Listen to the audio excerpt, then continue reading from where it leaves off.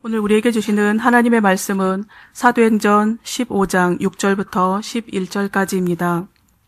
사도와 장로들이 이 일을 의논하러 모여 많은 변론이 있은 후에 베드로가 일어나 말하되, 형제들아, 너희도 알거니와 하나님이 이방인들로 내 입에서 복음의 말씀을 들어 믿게 하시려고 오래전부터 너희 가운데서 나를 택하시고, 또 마음을 아시는 하나님이 우리에게와 같이 그들에게도 성령을 주어 증언하시고 믿음으로 그들의 마음을 깨끗이 하사 그들이나 우리나 차별하지 아니하셨느니라. 그런데 지금 너희가 어찌하여 하나님을 시험하여 우리 조상과 우리도 능히 매지 못하던 멍에를 제자들의 목에 두려느냐. 그러나 우리는 그들이 우리와 동일하게 주 예수의 은혜로 구원받는 줄을 믿노라 하니라. 아멘. 바울과 바나바는 안티옥 교회를 잠시 방문한 외부 손님이 아니었습니다. 그저 평범한 교인이었던 것도 아니었습니다. 바울과 바나바는 안티옥 교회의 공동 목회자였습니다. 목회자인 바울과 바나바, 그리고 안티옥 교회 교인들 사이에 불신이나 갈등이나 분쟁이 있었던 것도 아니었습니다. 안티옥 교인들은 자신들의 목회자인 바울과 바나바를 사랑하고 신뢰했으며 최초의 전도 여행을 성공적으로 수행한 그들을 존경하고 자랑스러워했습니다. 그러나 안타깝게도 바울과 바나바에 대한 안디옥 교인들의 사랑과 신뢰, 존경과 긍지는 한계를 지니고 있었습니다. 예루살렘에서 내려온 유대인들이 어느 날 느닷없이 안티옥 교회에 나타났을 때의 일입니다. 그 유대인들이 이방인인 안티옥 교인들에게 이방인들도 유대인처럼 모세의 관습을 쫓아서 할례를 받지 않으면 절대로 구원을 받을 수 없다고 가르치기 시작했습니다. 바울과 바나바는 마치 화난 군중이 폭동을 일으킬 것과 같은 기세로 격렬하게 그 유대인들과 맞서면서 할례가 구원을 위한 절대 조건이라고 하는 것은 복음에 위배되는 거짓 가르침임을 분명히 했습니다. 그러나 안디옥 교인들은 자신들의 목회자인 바울과 바나바의 말을 순순히 듣고 바울과 바나바가 거짓 교사로 지목한 그 유대인들을 배척하지 않았습니다. 안티옥 교회 교인들은 여전히 바울과 바나바를 사랑하고 신뢰하고 존경하고 자랑스러워하긴 하지만 그 유대인들이 제기한 할례 문제에 관해서만큼은 그들이 존경하는 바울과 바나바의 말을 전적으로 수용하기를 꺼렸습니다.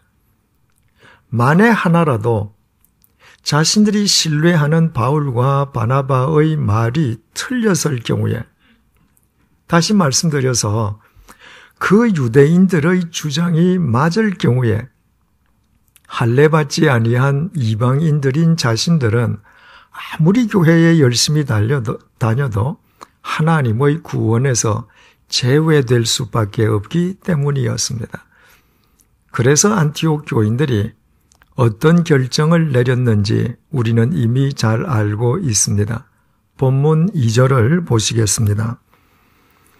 바울과 및 그들 사이에 적지 아니한 다툼과 변론이 일어난지라 형제들이 이 문제에 대하여 바울과 바나바 및 그 중의 몇 사람을 예루살렘에 있는 사도와 장로들에게 보내기로 작정하니라. 안디옥 교인들은 바울과 바나바를 포함한 안디옥 교회 대표를 예루살렘 모 교회에 보내어서 그곳에 있는 사도들과 장로들로부터 할례 문제에 대한 판결을 받아오게 했습니다. 우리말로 사도와 장로라고 하면 사도와 장로가 동격으로 기록된 것처럼 보입니다. 하지만 히브리 사람들의 사고방식은 우리와 같지 않았습니다. 히브리 사람들이 사람의 이름이나 호칭을 기록할 때에는 반드시 그 이름의 혹은 호칭의 순서가 서열을 의미했습니다. 따라서 본문 속에서 사도와 장로라고 하는 표현은 그 양자가 동등하다는 의미가 아니라 예루살렘 모 교회의 최고 지도자는 사도들이요, 그 다음이 장로라는 의미였습니다. 당시 초대교회의 모든 장로들은 사도들에 의해서 세움을 입었기 때문입니다. 세월이 흐른 뒤에 사도들 역시도 장로로 불리기도 했지만 성경이 본문처럼 장로와 사도를 구별해서 부를 때에는 서로 역할과 서열이 다른 두 부류를 뜻할 때였습니다. 만약에 그 당시에 예루살렘 모 교회에 단 한 명의 사도도 없이 장로들만 있었다면 안디옥 교회 교인들이 굳이 바울과 바나바를 예루살렘 모 교회에 보내어 할례에 관하여 장로들의 판결을 받아오게 하지는 않았을 것입니다. 안디옥 교회 교인들이 그렇게 했던 것은 이유는 한 가지, 바로 예루살렘 모 교회에 사도들이 있었기 때문이었습니다. 만약 그 당시에 모든 사도들이 다 예루살렘을 떠나서 베들레헴에 기거하고 있었다면 안디옥 교회 교인들은 바울과 바나바를 베들레헴으로 보내어 그곳에 있는 사도들의 판결을 받아오도록 했을 것입니다. 이것은 안디옥 교인들이 할례 문제에 관하여 사도들이 어떤 결정을 내리든지 간에 그 결정을 전적으로 수용하고 순종하겠다는 것을 의미했습니다. 바꾸어 말씀드리면 그들이 사랑하고 신뢰하는 바울과 바나바가 할례가 구원을 위한 필수 조건이라는 유대인의 가르침은 거짓 가르침이라고 정면 부정한 것에 대해서는 100% 권위를 부여할 수 없지만은, 그러나 동일한 주제에 대해서 사도들이 어떤 결정을 내려주면 그 내용이 어떠하든 상관없이 그 판결에는 100% 권위를 부여하겠다는 말이었습니다. 이를테면 안티옥 교회 교인들은 자신들이 사랑하고 존경하는 자신들의 목회자 바울과 바나바의 권위보다도 멀리 떨어져 있고 그동안 단 한 번도 만나본 적도 없었던 사도들의 권위를 더 높이 평가하고 있었던 것입니다. 예루살렘 모 교회에 도착한 바울과 바나바에게 일어났던 일은 본문 4절에서부터 정언되고 있습니다. 예루살렘에 이르러 교회와 사도와 장로들에게 영접을 받고 하나님이 자기들과 함께 계셔 행하신 모든 일을 말하며, 바울은 본래 교회를 짓밟고 그리스도인 핍박하기를 천직으로 삼던 폭도였습니다. 그 폭도 바울이 다메섹 도상에서 주님께 사로잡혀 그리스도인이 되었습니다. 그 이후에 그리스도인이 된 바울이 처음으로 예루살렘 모 교회를 방문했을 때 예루살렘 교인들이 그리스도인이 되어 돌아온 바울을 영접하기는커녕 도리어 그의 회심 자체를 불신하면서 대면하는 것조차 꺼려했습니다. 그 다음에 안디옥 교회 공동 목회자 자격으로 흉년을 당한 예루살렘 교인들을 위한 안디옥 교회 교인들의 구제금을 들고 바울이 예루살렘 모 교회를 두 번째 방문했을 때에도 예루살렘 교인들은 영접하지는 않고 단지 공식적으로만 대했을 뿐이었습니다.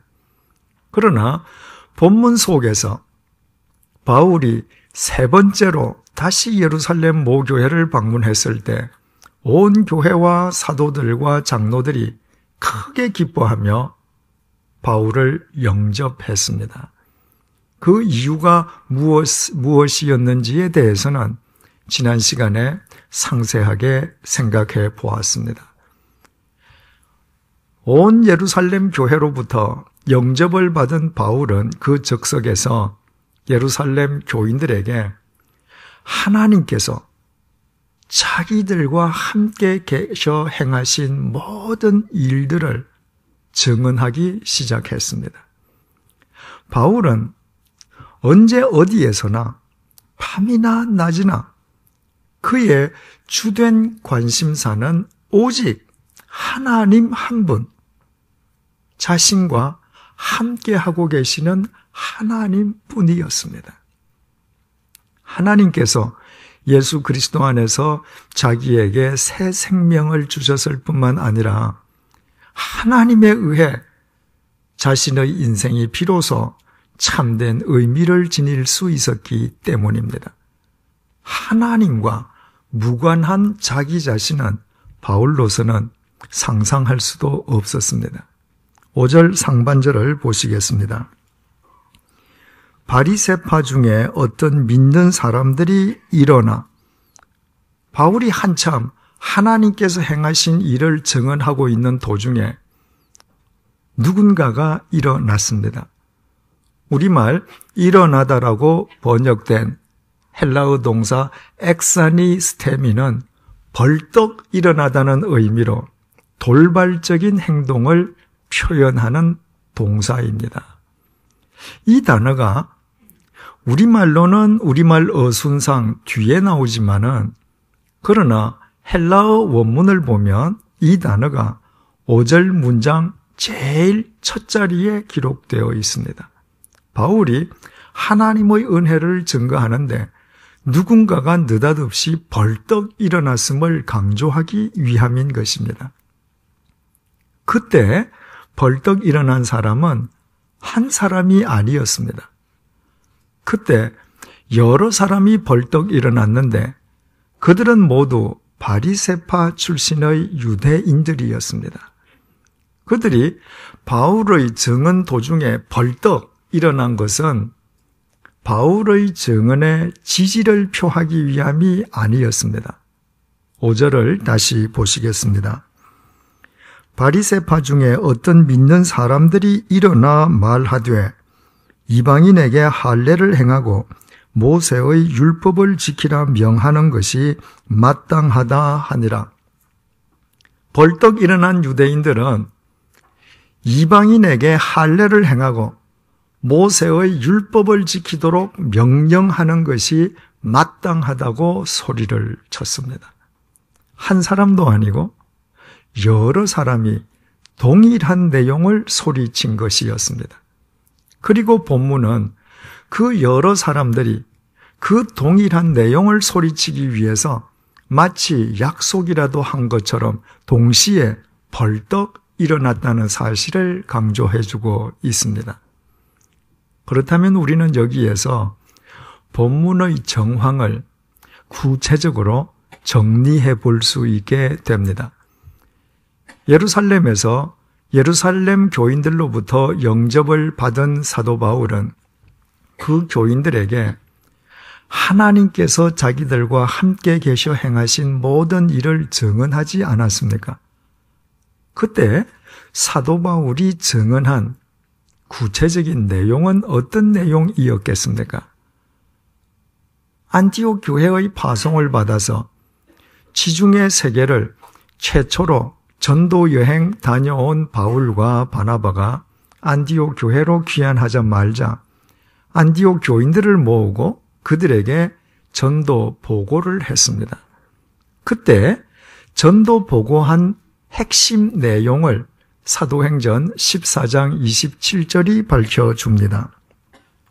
그들이 이르러 교회를 모아 하나님이 함께 행하신 모든 일과 이방인들에게 믿음의 문을 여신 것을 보고하고 그들이 안디옥 교회 교인들에게 전도 보고한 주된 내용은 하나님께서 자신들과 함께 하시면서 자신들을 통해서 이방인들을 구원해 주셨다는 것이었습니다.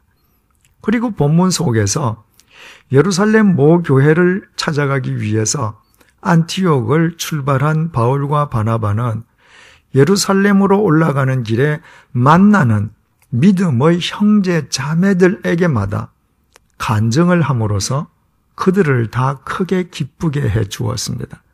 그때 바울이 행하였던 간증의 주된 내용은 본문 3절에 기록되어 있습니다. 그들이 교회의 전송을 받고 베니게와 사마리아로 다니며 이방인들이 주께 돌아온 일을 말하여 형제들을 다 크게 기쁘게 하더라. 바울은 예루살렘을 올라가면서도 만나는 모든 믿음의 형제 자매들에게마다 하나님께서 자신들을 통해서 얼마나 신비롭게 이방인을 구원해 주셨는지를 간증했습니다. 안디옥 교회는 2000년 기독교 역사상 최초로 이방 세계에 세워진 이방인을 위한 최초의 이방인 교회였습니다. 그리고 바울과 바나바는 그 이방인 교회인 안티옥 교회로부터 이방 세계의 이방인들에게 말씀을 전하도록 파송받았던 최초의 이방인 전도자들이었습니다. 그러므로 그들이 전도 여행에서 돌아와서 안디옥 교회 교인들에게 전도 보고를 할 때, 그리고 그들이 예루살렘으로 올라가면서 만나는 믿음의 형제 자매들에게마다 하나님께서 자신들을 통해 얼마나 신묘막측하게 이방인들을 구원해 주셨는지 간증하는 것은 너무나 당연한 일이었습니다. 따라서 본문 속에서 바울이 예루살렘 교인을 앞에 놓고서도 하나님께서 자신들을 통해 이방인들을 구해내셨음을 정언하였을 것임은 두말할 나위가 없습니다. 그때 바리새파 출신 유대인들이 처음에는 가만히 바울과 바울의 증언을 듣기만 했습니다.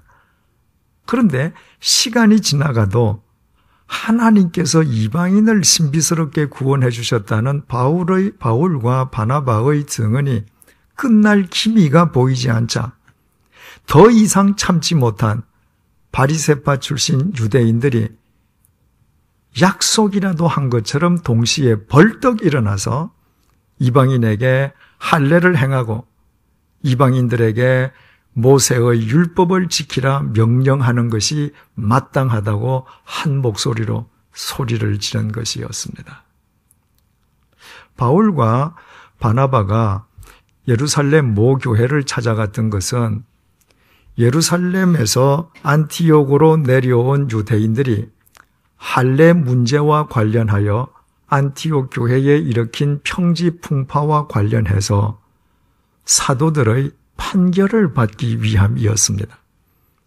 그런데 사도 바울이 막상 예루살렘 모 교회를 찾아가 보니 뜻밖에도 예루살렘 모 교회에도 할례가 구원의 절대 조건이라고 주장하는 유대인들이 있었습니다.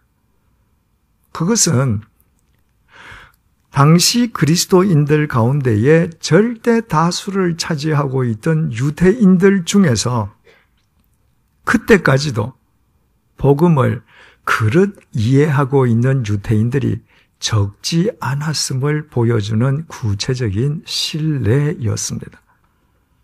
자칫 잘못하면 안티옥 교회처럼 예루살렘 모 교회 역시도 할례 문제로 인해 평지풍파에 휩쓸릴 수 있었습니다. 6절을 보시겠습니다. 사도와 장로들이 이 일을 의논하려 모여, 우리말 번역문을 보면 할례 문제를 의논하기 위해서 사도들과 장로들만 모인 것으로 이해하게 됩니다. 그러나 우리말 모이다로 번역된 헬라어 동사 시나고는 함께 불러 모은다는 의미입니다. 즉 예루살렘 모교회의 최고 지도자인 사도들을 필두로 해서 장로들과 그 교회 모든 지도자 그룹이 할례 문제와 관련하여 관계되는 모든 관련자들을 다 불러 모았다는 의미입니다. 그래서 12절은 그 회의에 참여한 사람들을 가리켜서 온 무리라고 기록하고 있습니다.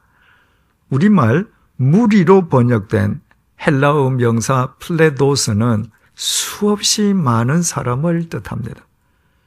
예루살렘 모교회의 사도들은 말할 것도 없고 그 교회 장로들 그리고 할례 문제와 관계에 있는 모든 관련자들 나아가 할례에 관심을 갖고 있는 모든 교인들 전원 아무런 제재를 받지 아니하고 회의에 다 참석했음을 뜻하는 것입니다. 이 회의를 가리켜서 역사적으로 제1회 예루살렘 공의회라 부르는 까닭이 바로 여기에 있습니다. 이 회의가 교회 역사상 공통된 주제를 놓고 관련되는 모든 사람들이 예외 없이 다 함께 참석한 최초의 공식적인 회의이기 때문입니다.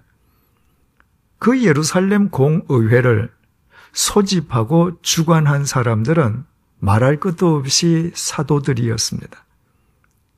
이제 다음 시간부터 상세히 살펴보겠습니다마는 그 예루살렘 공의회를 주도한 사람도 그리고 마침내 이방인들에게 할례를 요구하는 것은 복음에 위배된다는 교회의 공식적 결론을 도출한 사람도 모두 사도들이었습니다.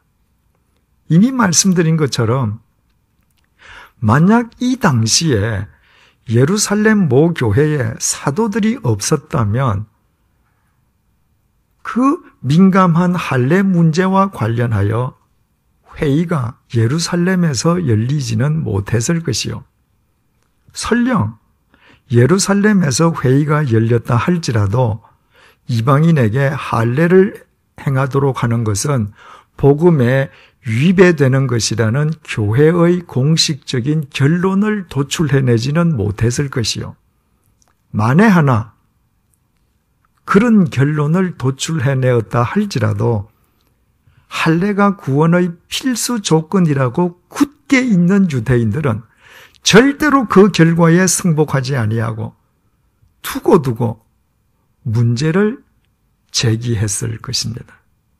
그러나 제1회 예루살렘 공의회를 계기로 할례 문제가 근본적으로 해결될 수 있었던 것은 바로 그곳에 사도들이 있었기 때문이었습니다.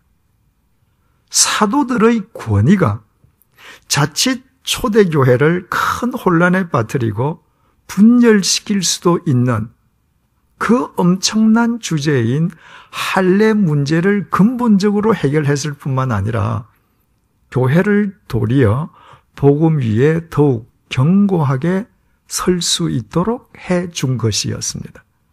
그것은 사도들의 권위가 아니고서는 이 세상 그 어떤 사람의 권위로서도 불가능한 일이었습니다. 사도들에게는 로마 총독이 지니고 있는 것과 같은 권력이 없었습니다. 사도들에게는 유대교 지도자와 같은 지식이 없었습니다. 그렇다고 해서 사도들에게 예루살렘 거상들처럼 돈이 많았던 것도 아니었습니다. 가진 것도 전혀 없고 내세울 것도 아무것도 없는 사도들은 무식한 갈릴리 출신 빈민들이었을 뿐입니다. 세상적인 관점으로 본다면 그들에게는 그 어떤 형태의 권위도 있을 수 없는 것처럼 보였습니다. 그런데도 예루살렘 모 교회 교인들은 말할 것도 없고 예루살렘에서 무려 480km나 떨어져 있을 뿐만 아니라 그때까지 단 한 번도 사도들의 얼굴도 본 적이 없는 안티옥 교회 교인들마저도 자신들이 존경하고 사랑하는 자신들의 목회자들의 권위보다 어떻게 사도들의 권위를 더 높이 평가하게 되었겠습니까? 예수님을 배신한 가롯 유다가 스스로 생을 마감한 뒤에 예루살렘 교회는 가롯 유다를 대신하는 사도를 보선해야만 했습니다. 그때 베드로가 일어나서 사도로 보선될 수 있는 사람의 자격을 밝혔는데 그 자격이 사도행전 1장 21절에서 22절에 기록되어 있습니다. 요한의 세례로부터 우리 가운데서 올려져 가신 날까지 주 예수께서 우리 가운데에 출입하실 때에 항상 우리와 함께 다니던 사람 중에 하나를 세워 우리와 더불어 예수께서 부활하심을 증언할 사람이 되게 하여야 하리라. 사도로 보선될 수 있는 사람의 자격은 학력이나 경력, 재산 정도가 아니었습니다. 사도로 보선될 수 있는 사람의 자격은 단 한 가지.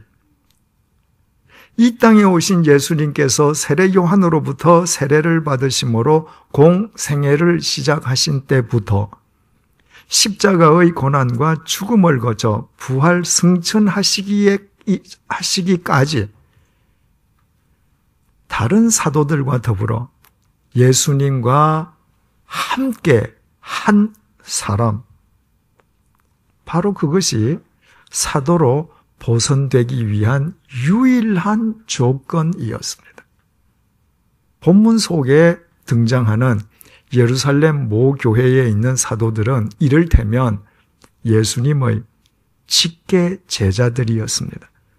3년에 걸친 예수님의 공생애 기간 동안에 예수님으로부터 직접 부르심을 받고 예수님과 함께 떡을 떼고 예수님과 함께 잠을 자고 예수님으로부터 직접 가르침을 받았던 예수님의 직계 제자들, 그들이 초대교회의 최고의 권위를 지닌 사도들이었습니다.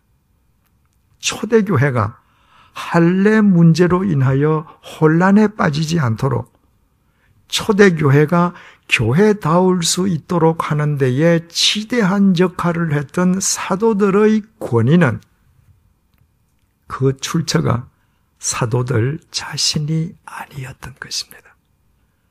그 권위의 원천은 오직 예수 그리스도셨고 사도들이 한 것이라곤 예수 그리스도와 함께 한 것뿐이었습니다.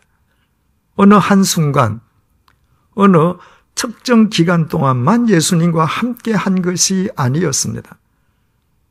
예수님께서 이 땅에 계시는 동안 3년 동안 예수님과 함께 하였음에도 끝내 예수님을 배신했던 가롯 유다와는 달리 예수님의 다른 직계 제자들은 예수님께서 이 땅에 계시는 3년 동안은 말할 것도 없고 예수님께서 부활 승천하신 뒤에 다시 이 땅으로 강림하신 주님의 영과도 일평생 함께 했습니다. 그때 삼위일체 성자 하나님이신 예수 그리스도의 권위가 그들을 통해 드러난 것이었습니다. 사도행전은 바울과 바나바를 가리켜서도 사도행전 13장 43절부터 벌써 사도라고 부르고 있습니다. 그러나 똑같은 사도라는 호칭이긴 하지만 바울과 바나바는 예수님의 직계 제자가 아니었습니다. 예수님께서 이 땅에 계실 때 예수님으로부터 직접 부르심을 받고 예수님과 함께 동거하면서 예수님으로부터 직접 가르침을 받지 못했던 것입니다. 그래서 안디옥 교회 교인들은 자신들이 존경하고 사랑하고 신뢰하는 바울과 바나바이긴 하지만, 그리고 그들을 사도라고 불러주기는 하지만 예수님의 직계 제자가 아니었기 때문에 예수님의 직계 제자인 사도들과 동일한 권위를 바울과 바나바에게 부여하지는 않았던 것입니다. 그러나 그것은 철저하게 안디옥 교회 교인들의 오해였을 뿐이었습니다. 사도의 권위는 교인들이 부여해 주는 것이 아니었습니다. 사도들의 권위는 그 사도들이 함께 하고 계시는 예수 그리스도, 바로 성자 하나님, 그분이 권위의 원천이 되셨습니다. 사도 바울은 비록 주님의 직계 제자는 아니었지만 다메섹 도상에서 주님의 영에 사로잡힌 뒤에는 일평생 예수 그리스도 안에서 예수 그리스도와 더불어 사는 삶으로 일관했습니다. 그때 그의 말과 글이 시간과 공간을 초월해서 모두 성경 말씀이 됨으로써 그는 최고의 영적 권위자가 되었습니다. 이 세상에서 모든 것을 다 장악하고 있는 것처럼 보이던 로마 황제조차 감히 꿈꿀 수도 없는 권위였습니다. 그 로마 황제 앞에 비하면 참수형을 당해 죽은 바울은 이 세상에서 가장 비참한 존재처럼 보였습니다. 그러나 로마 황제에 의해 더럽혀진 로마 제국은 가장 비참한 인물로 보이던 바울에 의해 새로워졌고, 로마 황제에 의해 야기된 세상의 혼돈과 혼란은 참수형을 당해 죽은 바울에 의해 종식되었습니다. 바울이 일평생토록 주님과 함께 할 때 그를 통해 역사하신 삼위일체 하나님의 권위로 인함이었습니다. 주님의 부르심을 받고 세상 속에서 그리스도인으로 살아가는 우리 역시 이 시대를 위한 사도들인 것을 아십니까? 만약에 그 사실을 자각한다면 우리 모두 사도다운 사도, 그리스도인다운 그리스도인으로 살아가야 하지 않겠습니까? 결코 오해하지 마십시다. 그리스도인의 권위는 돈과 권력으로부터 오지 않습니다. 목회자의 권위는 직책이나 호칭, 교황청이나 교단으로부터 오지 않습니다. 교회의 권위는 예배당의 화려함이나 웅장함, 교인의 숫자로부터 오지 않습니다. 우리의 권위는 우리 자신으로부터 오지도 않습니다. 그 권위의 원천은 오직 삼위일체 하나님 한 분이십니다. 하나님께서는 올해도 우리를 믿으시고 우리에게 또다시 한 해의 기회를 더 주셨습니다. 우리 모두 올 1년 동안 묵묵히 하나님을 기다리면서 하나님의 인도하심만을 뒤쫓는 용기 있는 그리스도인들이 되십시다. 그때 우리는 불신의 대상으로 추락한 이 땅의 교회를 회복시키고 무너진 가정과 일터를 바르게 세우고 세상의 혼란과 혼돈을 종식시키는 이 시대의 권위 있는 사도로 살 수 있을 것입니다. 이 세상 모든 것을 다 지녀도 하나님이 없다면 그 사람은 아무것도 갖지 못한 사람이요. 이 세상에서 아무것을 지니지 못했어도 하나님과 함께하는 사람이라면 그 사람은 실은 모든 것을 지닌 사람입니다. 오직 하나님만 우리를 영원히 살리시고 세우시는 영원한 생명이신 동시에 이 땅의 모든 혼란과 혼돈을 종식시키시는 참된 권위이시기 때문입니다. 기도하시겠습니다.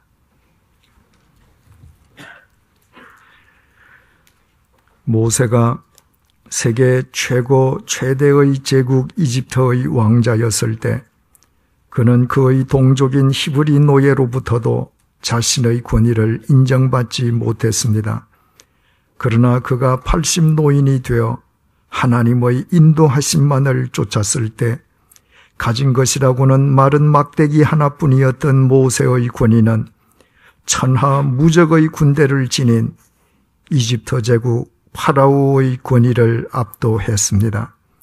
베들레헴의 양치기 다윗이 하나님과 함께 했을 때 무기 하나 가진 것 없는 다윗 앞에서 하늘을 찌를 것 같던 거인 골리앗의 권위는 한순간에 무너져 내렸습니다. 그러나 왕이 된 다윗이 스스로 자기 권위의 출처가 되려 했을 때 그의 권위는 아들 압살롬의 쿠데타로 무참하게 짓밟히고 말았습니다. 그리고 그가 자신의 잘못을 회개하고 하나님을 기다리며 하나님의 인도하심을 뒤쫓음으로써 무너졌던 그의 권위는 하나님에 의해 다시 회복되었습니다. 오늘 이 땅에는 가는 곳마다 예배당과 그리스도인이 없는 곳이 없습니다. 그럼에도 교회가 세상으로부터 철저하게 불신의 대상으로 전락한 것은 목사인 내가, 장로 권사 집사인 내가, 그리스도인인 내가 하나님 아닌 세상의 것으로 나의 권위를 내세우려 한 결과임을 이 시간 회개하오니 하나님의 자비로우심으로 용서해 주십시오. 또다시 한 해의 기회를 우리에게 주셨으니 올 1년 동안 오직 삼위일체 하나님만 참된 권위이심을 잊지 않도록 도와주십시오. 어떤 상황 속에서든 하나님을 묵묵히 기다리며 하나님의 인도하심만을 뒤쫓는 용기 있는 그리스도인으로 살아가게 해 주십시오.